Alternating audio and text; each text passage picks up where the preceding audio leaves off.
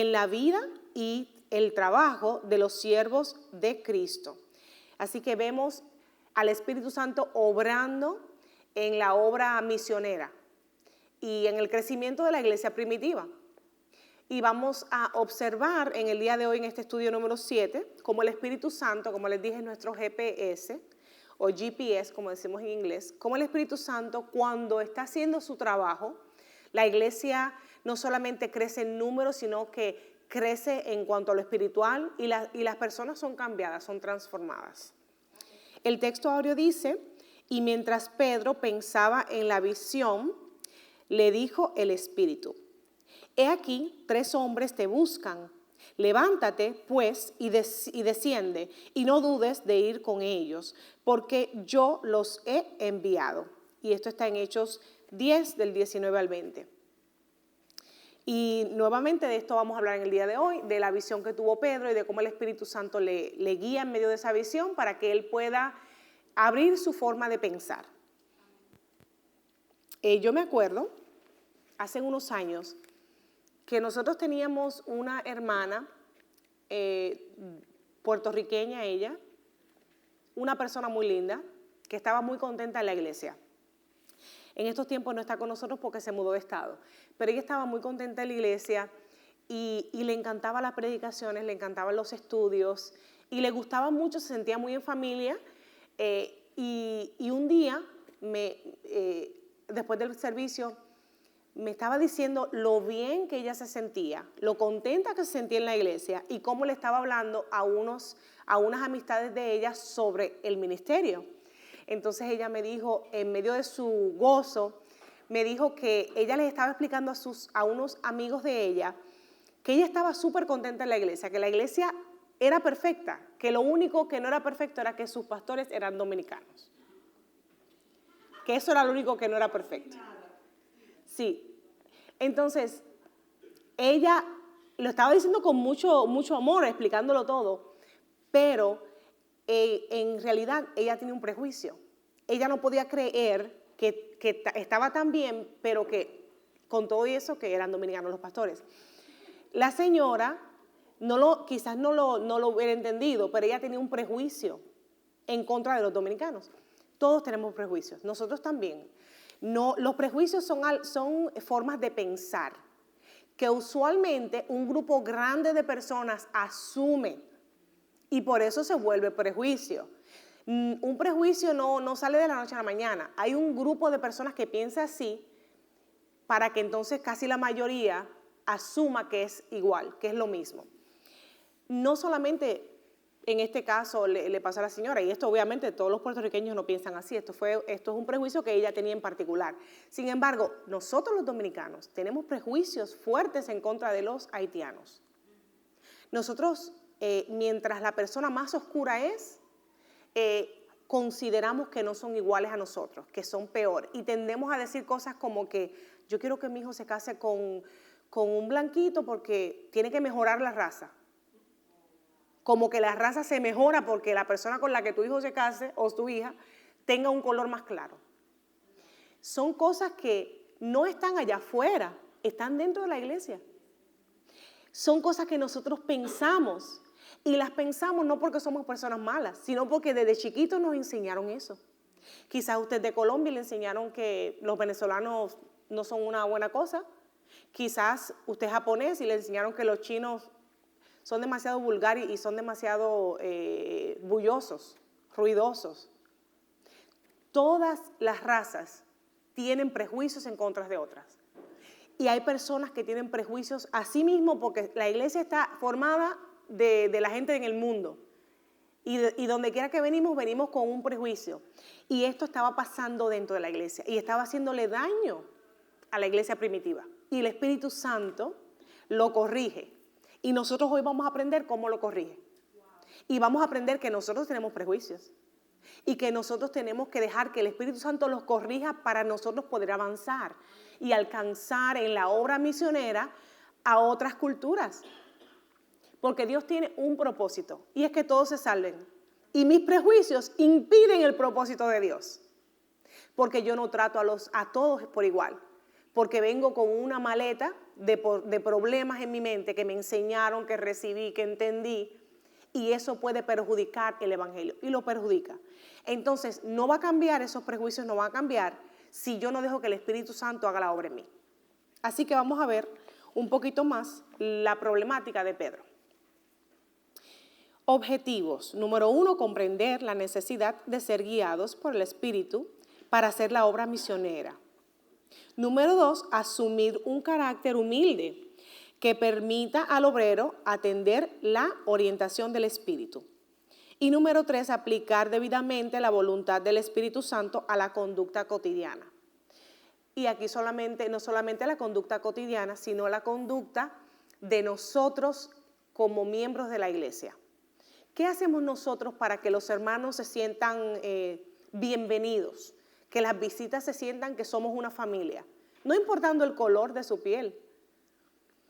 Les hablé de la mayoría de los ejemplos que le di, pues fueron de hispanos porque somos una iglesia hispana. Pero esto ocurre en la iglesia americana.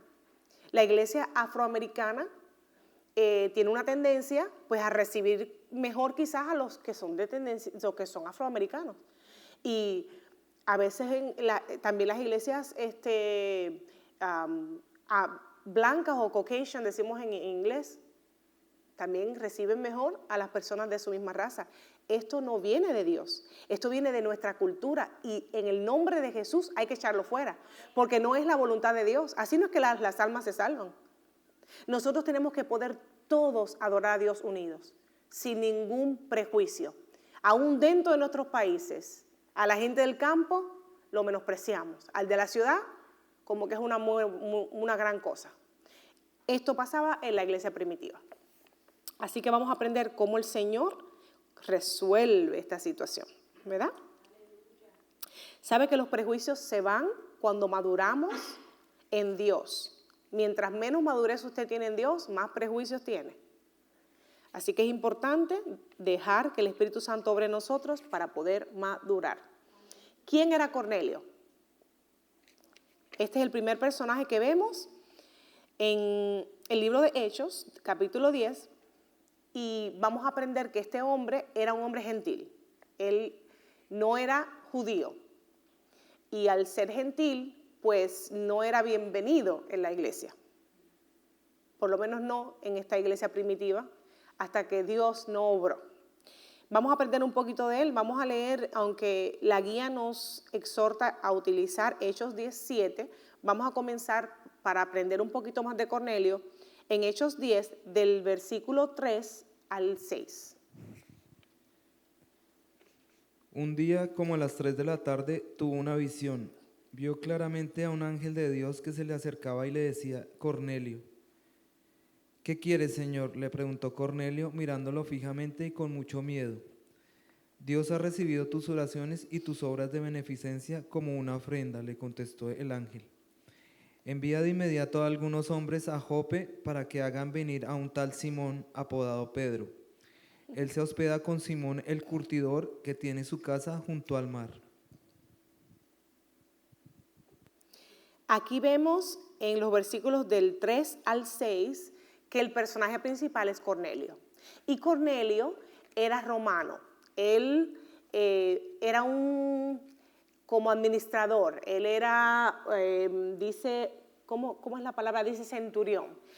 Esa palabra centurión quiere decir que él estaba a cargo de 100 soldados. O sea que él administraba a este grupo de soldados y él era un jefe. Él era un jefe de estos 100 soldados. Ese era un cargo bastante importante. Pero la Biblia dice que él era un hombre que era misericordioso y que él era un hombre que creía en Jesús. Él había escuchado el mensaje de Jesús y él lo había aceptado en su corazón. Y él, a su manera, haciendo buenas obras, le servía.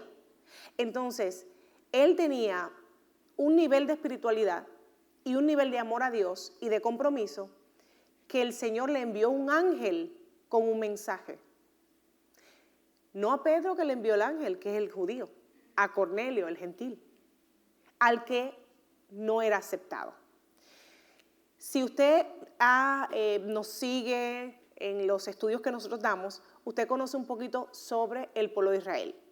Nosotros hemos hablado en otras ocasiones sobre cómo el pueblo de Israel era un pueblo que había sido escogido por Dios por medio de Abraham, que tuvo a Isaac, y sabemos que Dios le prometió a Abraham que le iba a dar esta nación, y ellos eran un pueblo de Dios escogido, y lo son todavía, obviamente.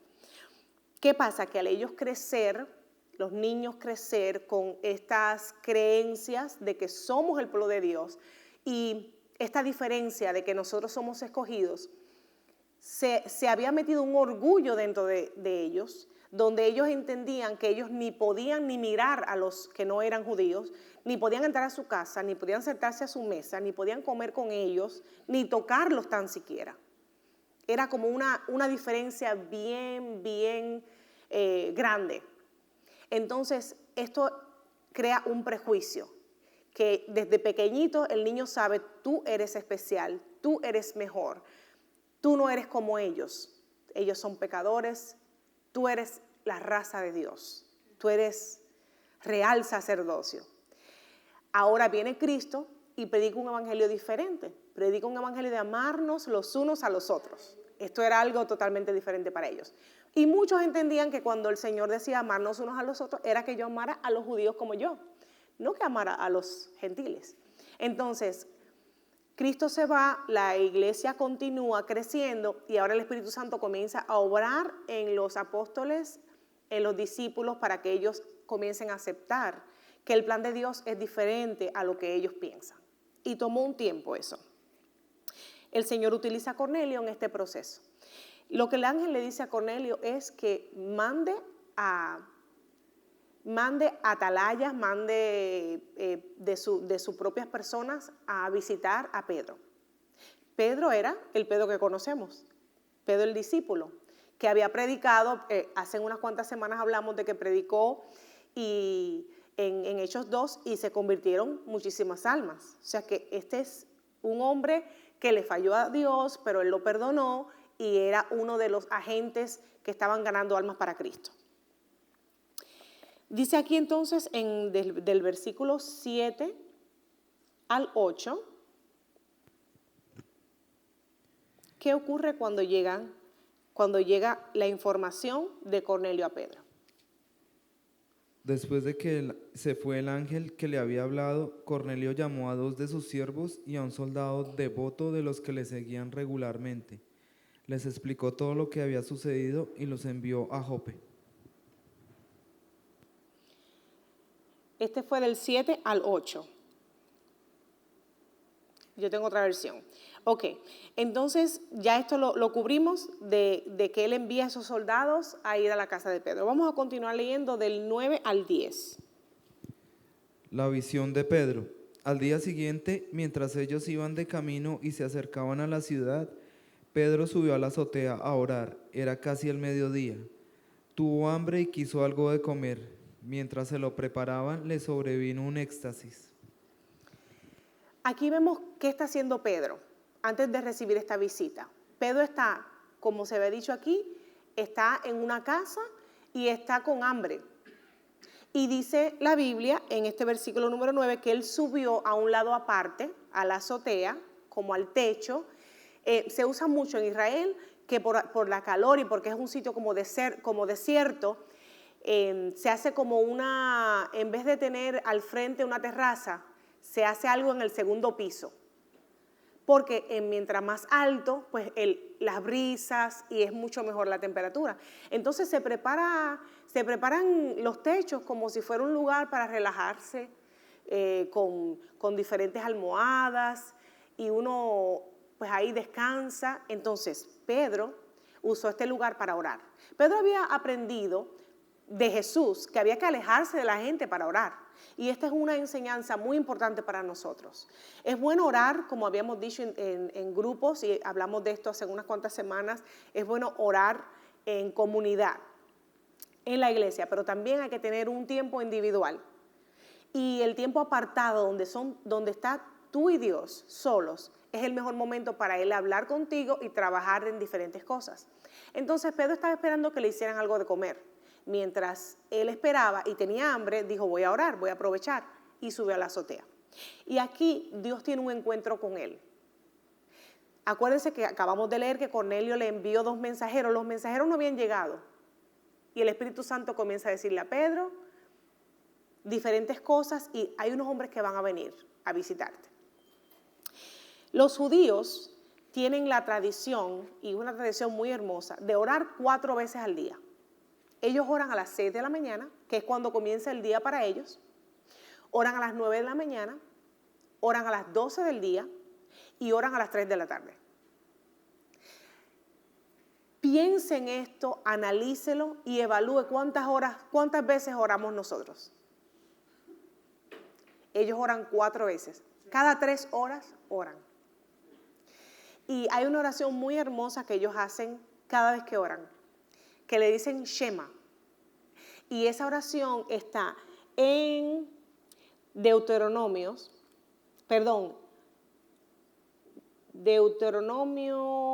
14, me parece que es 14, 3 al 8. Y se las voy a decir de memoria. Después tú me corriges, Omar, si no está ahí, si no es ese el versículo. Dice, oye, oh Israel, Jehová tu Dios, Jehová uno es. Esa es la oración y es un versículo bíblico.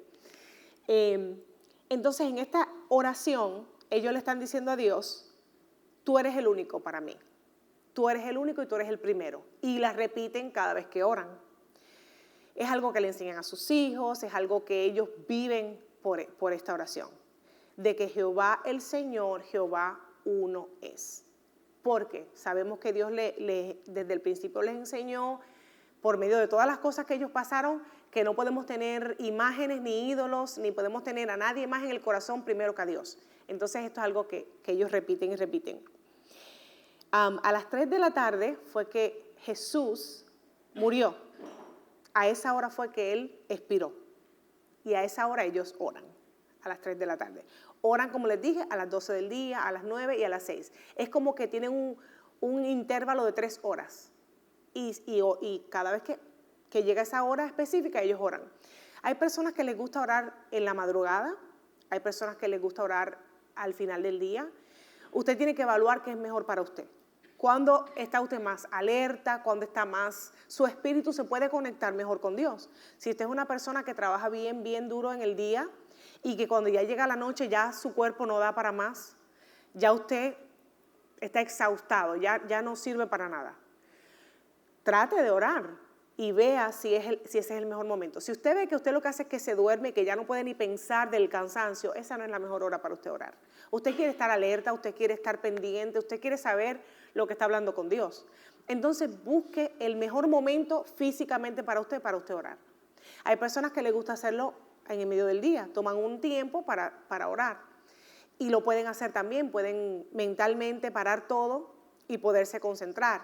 Nuevamente, hay personas que tratan de orar en el medio del día y se comienzan a pensar en lo que tienen que hacer, en lo que les dejaron, en lo próximo que van a hacer y no se pueden concentrar. Quizás lo mejor para usted es orar antes de comenzar el día, donde se levanta y no tiene ninguna angustia, ninguna ansiedad, nada, y puede conectarse en paz, presentarle a Dios todo y entonces comenzar su día después de la oración. Hay personas que oran en la madrugada y la madrugada es muy efectiva. Yo les he dicho esto antes, pero se lo vuelvo a repetir, que hay una tradición judía que dice que si uno está levantado de 3 a 5 de la mañana, que todos los días hay un ángel que baja del cielo y bendice a los que están orando a esa hora. Es una tradición que ellos tienen, que dicen. Sin embargo, aunque es una tradición, dice que es una bendición especial que tú recibes. Entonces dice que si tú estás orando a esa hora, tú recibes la respuesta a tu oración, que Él te contesta la oración. Es una tradición nuevamente, sin embargo, esa hora es hermosa para orar. Si usted se ha levantado a las 3, a las 4, a las 5, es algo muy diferente. Trátelo para que usted vea. Es muy diferente levantarse a esa hora. Es algo muy especial. En realidad es una muy buena hora para conectarse. También a veces hay personas que se levantan a la misma hora a orar y no tienen alarma, no tienen nada. Es como que el mismo Espíritu Santo les levanta a la misma hora. Si a usted le pasa eso, no piense que es insomnia. Póngase a orar, que Dios quiere hablar con usted. Quiere decirle algo. y ya Él tiene esa cita con usted. Entonces no lo desperdicie y ore. Muchas veces es una alerta que Dios nos da, nos está diciendo, nos está preparando para alguna situación. A veces no sabemos, no entendemos con la familia, con los hijos, lo que Dios está haciendo, pero nos está preparando para que cuando el momento difícil llegue, podamos resistir. La oración es lo que nos fortalece. La palabra dice que en el libro de Apocalipsis, que nuestras lágrimas son guardadas en una redoma, que es como un contenedor, como una copa. Y cada vez que nosotros lloramos, si usted se pone a pensar, casi siempre cada vez que lloramos es porque estamos pidiendo algo, es porque queremos un cambio. Es como que cada lágrima es una oración. Y si usted se derrama ante Dios y está pidiéndole y llora, eso no se desperdicia. Dios tiene nuestras oraciones, Dios tiene nuestras lágrimas guardadas. Y las guarda y las contesta. Así que todas sus lágrimas no es algo que se perdió. Son preciosas para Dios. Preciosas, por eso Él dice que Él las colecta y las recibe. Imagínense cuántas oraciones tiene Él de parte suya por sus hijos. Eso no se pierde. La oración es algo vivo. La oración es algo que sale del corazón y es como que está viva. Y llega el momento en donde Dios la contesta. De una forma u otra Él la contesta. Entonces no piense que es una pérdida de tiempo. No lo es. No lo es.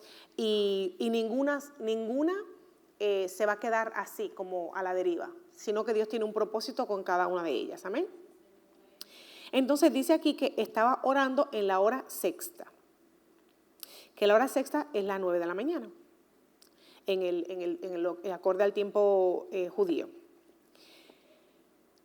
Número 11, vamos a leer del 11 al 16. Vio el cielo abierto y algo parecido a una gran sábana que, suspendida por las 4 puntas, descendía hacia la tierra. En ella había toda clase de cuadrúpedos, como también reptiles y aves. «Levántate, Pedro, mata y come», le dijo una voz. «De ninguna manera, Señor», replicó Pedro, «jamás he comido nada impuro o inmundo». Por segunda vez le insistió la voz, «Lo que Dios ha purificado, tú no lo llames impuro». Esto sucedió 3 veces y enseguida la sábana fue recogida al cielo. Entonces aquí nos explica el Señor que mientras Pedro dormía, él tuvo un éxtasis, es como entre sueño y despierto, es como una visión que tuvo. Y dice que en ella vio un manto que bajó, y bajaban y lo cogían por las 4 puntas así, y lo estaban bajando así. Y cuando él logró ver que bajó y vio dentro del manto así, lo que estaba en el manto, lo que estaba en el lienzo, eran diferentes animales. Pero todos estos animales eran animales impuros.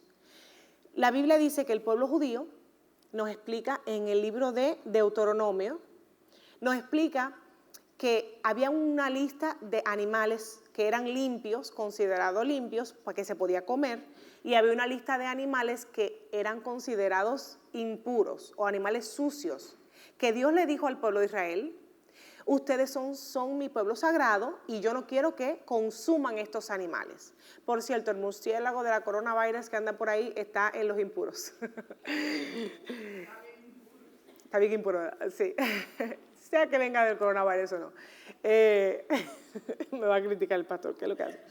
En Deuteronomio 14, vamos a leer el 3 al 8, para que ustedes vean la lista de animales que eran considerados puros e impuros.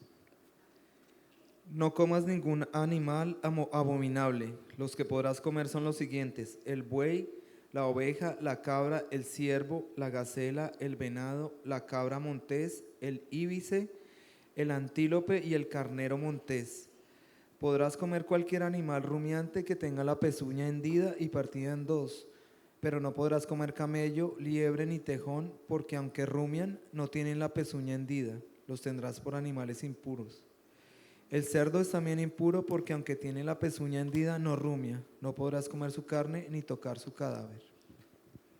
Entonces aquí hay una lista bien fuerte de cosas y es difícil de entender, no es fácil. Porque lo que está diciéndole Dios al pueblo de Israel es que Él quiere que ellos coman animales que tengan las pezuñas partidas, pero que rumeen, o sea, que hagan este sonido específico. Tiene que tener esas dos cosas para poder ser considerado limpio. Pero eso es entre los animales reptiles. Pero después continúa explicando y habla sobre las aves, cuáles aves son puras, cuáles son impuras, y habla entonces de los animales acuáticos, cuáles son puros y cuáles son impuros. Es una lista bien complicada. De las aves se podía comer la paloma, pero habían, como les dije, el murciélago no se podía comer, el águila no se podía comer. Habían una lista de cosas que no se podían comer. Entonces ellos eran bien específicos en qué podían comer y qué no los judíos. Y esto pues ayudaba a la misma ideología de que ellos ni comían ciertas cosas porque eran personas consagradas. Y claro, esto ayudaba a que ellos entendieran que eran un pueblo escogido, pero también mentalmente les hacía entender que ellos eran mejor que los demás. En algún momento eso se tradujo a que los gentiles son unos ciudadanos de segunda clase y yo soy algo totalmente especial. Entonces Pedro aceptó a Cristo, Pedro andaba con Cristo, Pedro, después que Cristo muere y resucita y va al cielo, es escogido para predicar el evangelio y él está ganando almas para Cristo, pero él sigue siendo un judío con prejuicios. Y Dios quería que él cambiara de opinión. Entonces, en su oración y en su santificación y conexión con Dios, el Espíritu Santo le muestra este lienzo y le enseña muchos animales que cuando él mira dice, uy, esos son los animales que a mí me enseñaron desde pequeño que yo no puedo comer. Y entonces viene una voz del cielo, la voz de Dios, que le dice, mata y come. Y él dice, no, Señor. O sea, él sabe que es Dios. En el sueño, él dice, no, Señor. Yo jamás en mi vida he comido de eso. Todo eso es inmundo. Y la voz le vuelve a decir nuevamente, mata y come. Y él rehúsa comer. Y al final Dios le dice, ¿cómo tú vas a llamar inmundo a lo que yo creé? Era una enseñanza que le estaba dando el Señor aquí. Era una enseñanza y era un cambio de mentalidad. En realidad, el sueño no era sobre comida. Parecía que era sobre comida, pero no era sobre comida. Era sobre su forma de pensar. Por cierto, el cerdo no nos conviene. Por más que usted quiera, el cerdo no nos conviene. No nos conviene el colesterol. Es uno de los animales inmundos. Bueno, a Dios le interesa lo que hacemos con nuestro cuerpo. A Dios le interesa lo que nos comemos. A Dios le interesa lo que nos ponemos de ropa. A Dios le interesa cómo hablamos. A Dios le interesa cómo pensamos y lo que hay en nuestro corazón. Dios está tan enamorado de nosotros que le interesa todo. Él quiere ser parte, prioridad de nuestras vidas. Y que nosotros estemos en comunicación preguntándole, ¿qué tú piensas de esto, Señor? ¿Debo de hacer esto? ¿Debo de mudarme? ¿Debo de hablar con aquel? ¿Debo de ir a esta actividad? O sea, que seamos de esa manera, porque a él le interesa. Nuevamente, él le está enseñando a Pedro que él tiene que cambiar su mentalidad. Pero esto no es sobre comida. Él no le está diciendo a Pedro, mira, deja de comer lo que tú comías y cambia. Él le está enseñando otra cosa. Entonces, continuamos leyendo y vemos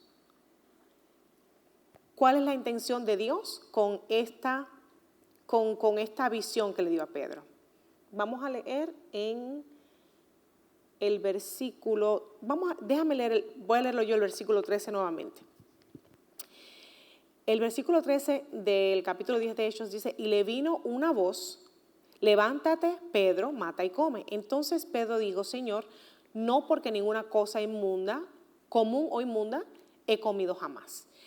Y en el 15 dice que volvió la voz a él la segunda vez, lo que Dios limpió, no lo llames tú común. Entonces, esto se hizo 3 veces. Aquel lienzo volvió a ser recogido en el cielo. Entonces el lienzo, en el sueño, lo recogieron y lo levantaron.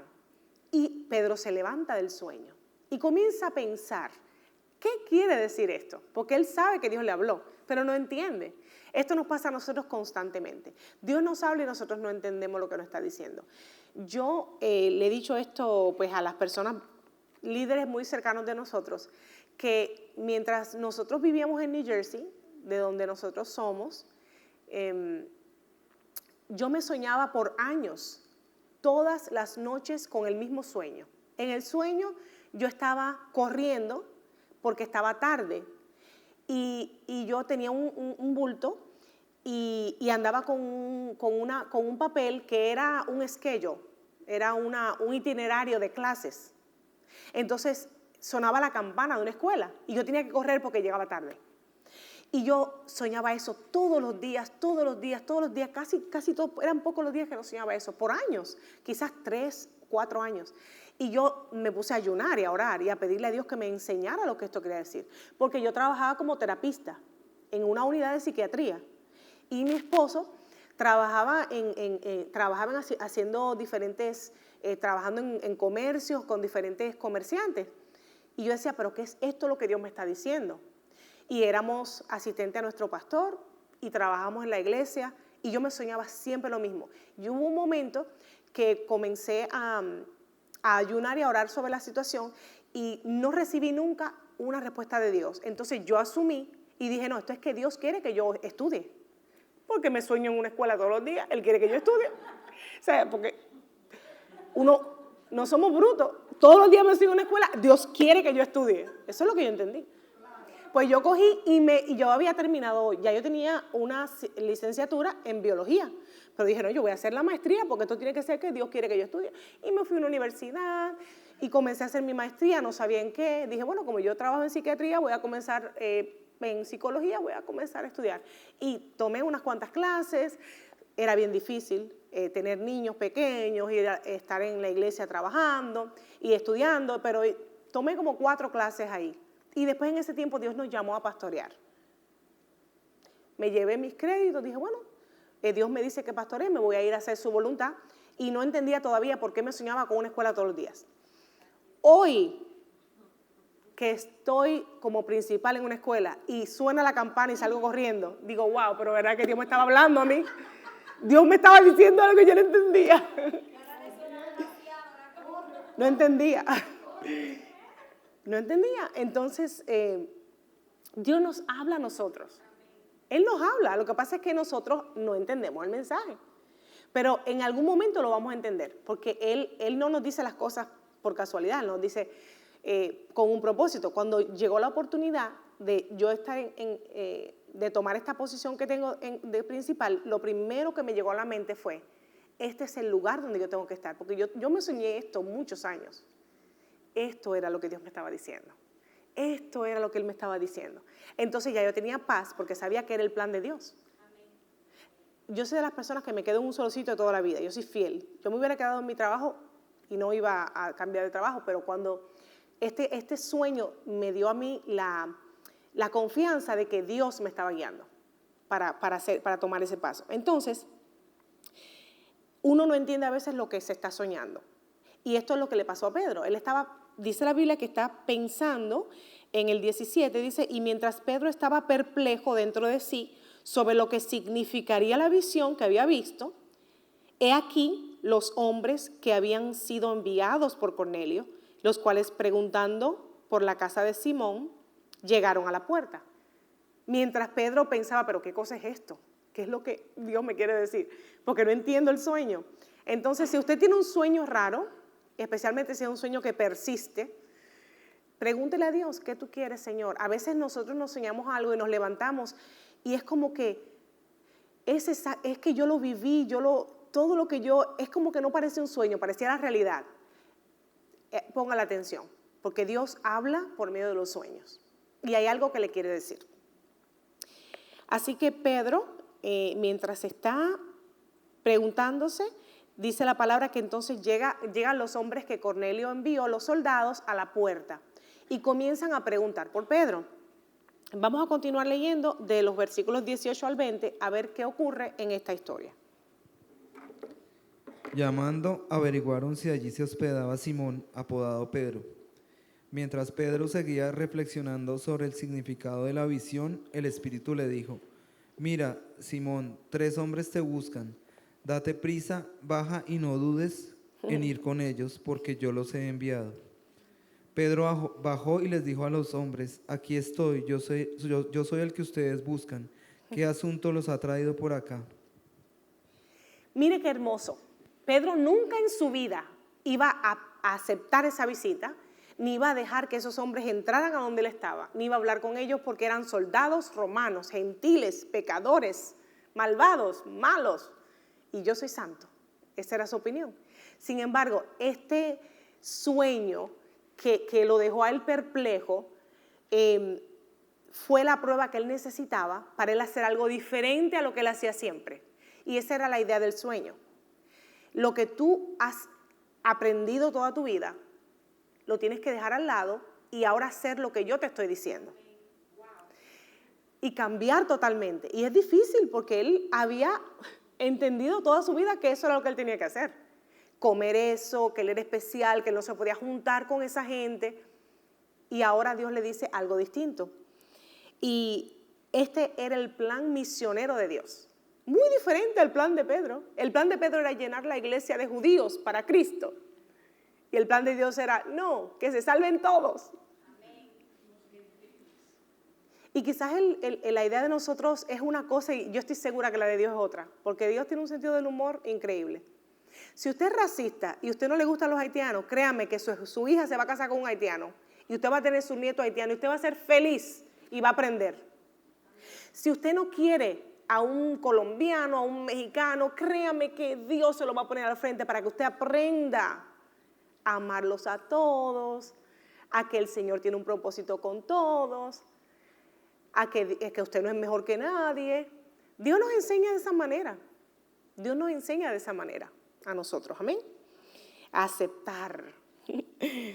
Amén. Entonces, nuevamente Pedro, mientras él pensaba en la visión, dice el 19, que el Espíritu le dijo, el Espíritu Santo, que es su GPS, que es su guía, le dijo, he aquí 3 hombres te buscan.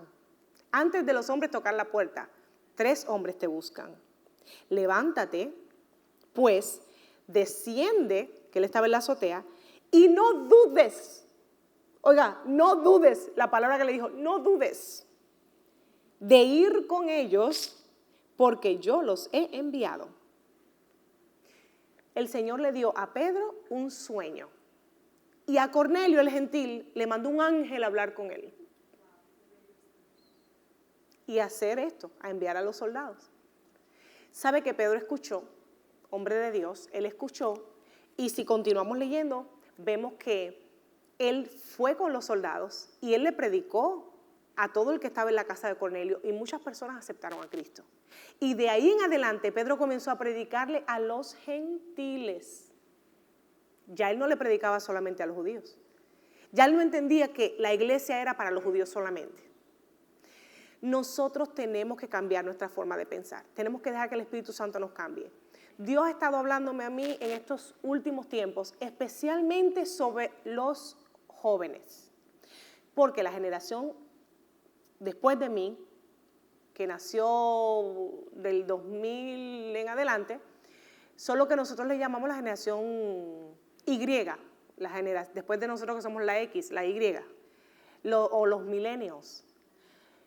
Nosotros tenemos muchos, pero muchos pensamientos negativos sobre los millennials. Muchos. Y Dios nos está llamando a aceptar esta generación, a amar a esta generación, a trabajar con esta generación, a entenderlos, porque el evangelio, la antorcha del evangelio se la vamos a dar a ellos. Y si no creemos en ellos, ¿cómo el evangelio va a continuar?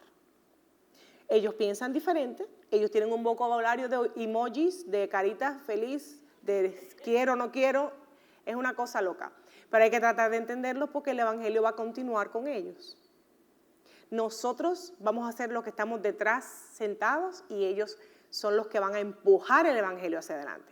Ahora mismo tenemos un montón de gente mirándonos que están conectados con nosotros. Están conectados y esto es posible porque tenemos un montón de muchachos milenios allá atrás puyando cosas. Bueno, Giselle es generación X.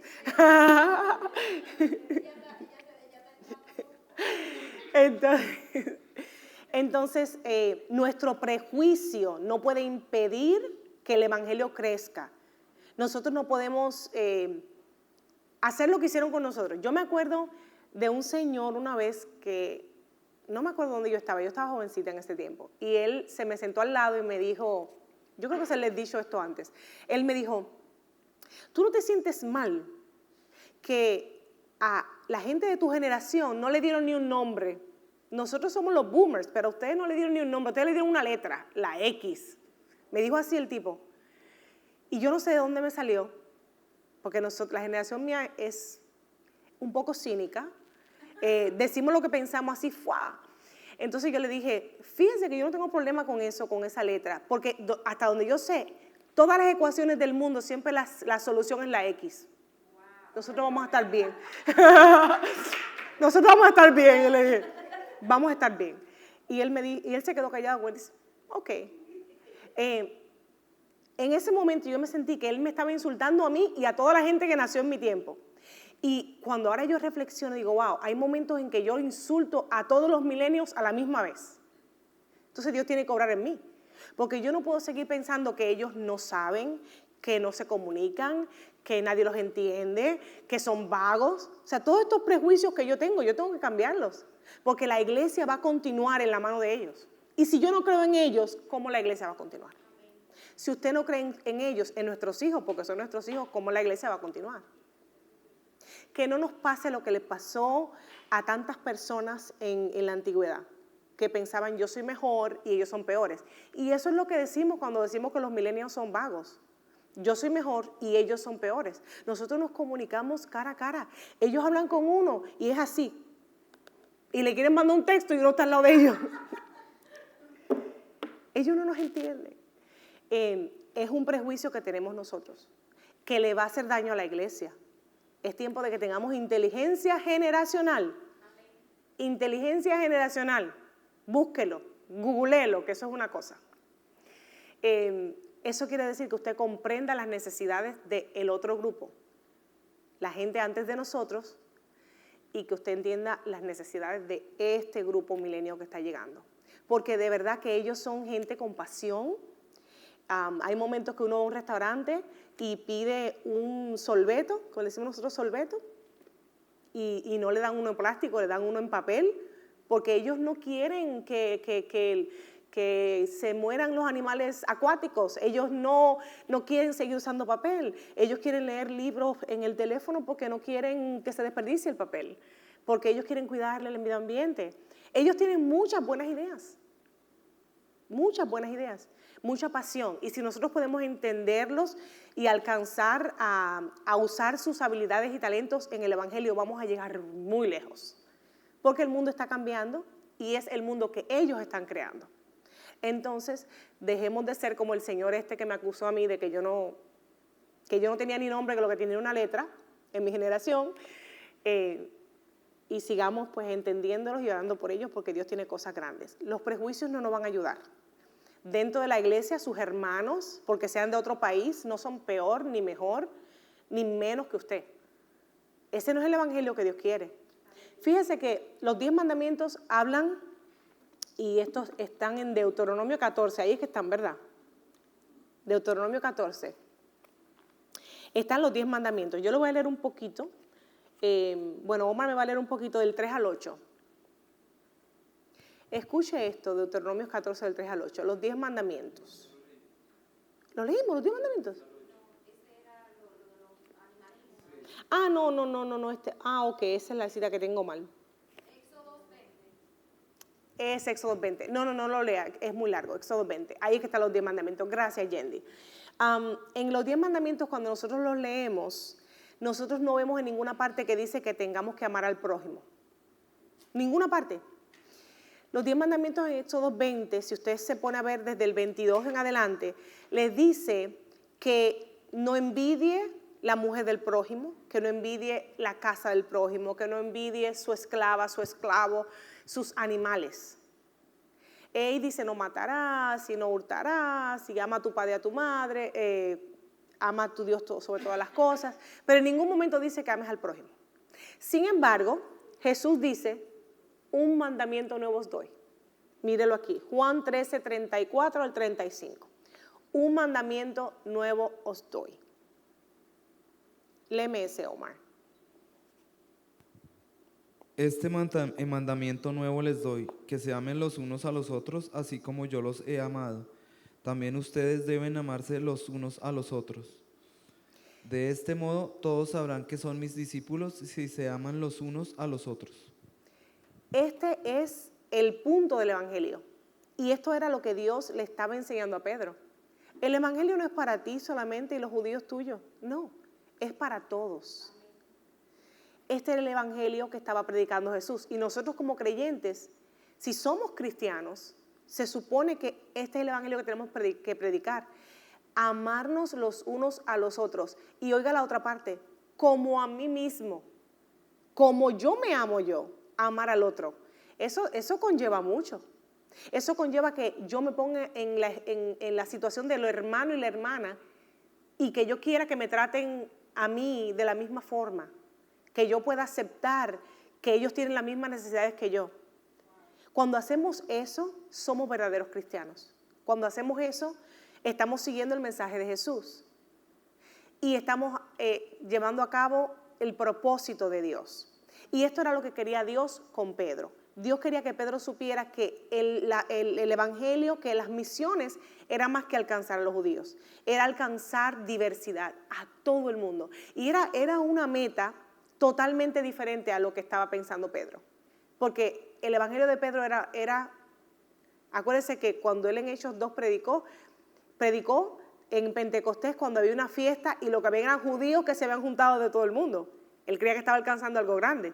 Los judíos están alrededor, vienen de todas partes para celebrar y yo voy a predicar para que ellos se conviertan. Esa es mi meta, que los judíos acepten a Cristo. Y la meta de Dios no era esa. La meta de Dios es que todos sean salvos.